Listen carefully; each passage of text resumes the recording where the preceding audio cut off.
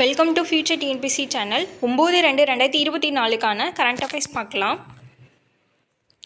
INSAT 3DS செயற்கைக்கோளுடன் GSLV F-14 rocket வரும் 17ஆம் தேதி விண்ணில் செலுத்தப்பட உள்ளது.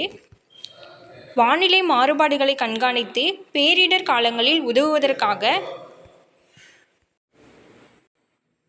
இந்திய விண்வெளி ஆய்வு நிறுவனம் இஸ்ரோ சார்பில் இன்சாட் வகை செயற்கைக்கோள் விண்ணில் நிலைநிறுத்தப்பட்டு வருகின்றன. மத்திய சித்த மருத்துவ ஆராய்ச்சி கவுன்சிலின் தலைமை இயக்குநராக டாக்டர் NJ முத்துக்குமார் நியமிக்கப்பட்டுள்ளார். மீன்வளத்துறையை முறைப்படுத்துவதற்கு ரூபாய் 6000 கோடி மதிப்பிலான புதிய திட்டங்களுக்கு மத்திய அமைச்சரவை ஒப்புதல் வழங்கியுள்ளது. அடுத்து விளையாட்டுச் செய்தி. 33வது ஒலிம்பிக் போட்டி பிரான்ஸ் தலைநகர் பாரிஸில் ஜூலை 26 முதல் ஆகஸ்ட் 11 வரை நடக்க இருக்கு.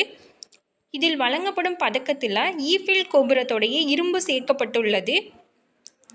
பதக்கம் 85 மில்லிமீட்டர் சுற்றளவும் 9.2 மில்லிமீட்டர் அடர்த்தியும் கொண்டதாக இருக்குது.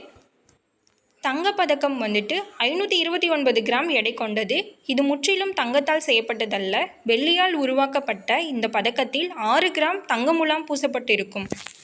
வெள்ளி பதக்கம் 525 கிராமும் வெண்கலம் 455 கிராமும் எடை கொண்டது.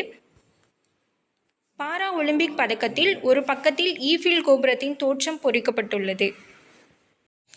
மும்பையில் ஸ்போர்ட்ஸ் ஸ்டார் ஆக்சஸ் விருது வழங்கும் விழாவில் விளையாட்டை ஊக்குவிக்கும் சிறந்த மாநிலமாக தமிழ்நாடு இருக்குது அப்படின்னு சொல்லிட்டு தமிழகத்துக்கு விருது வழங்கியிருக்காங்க.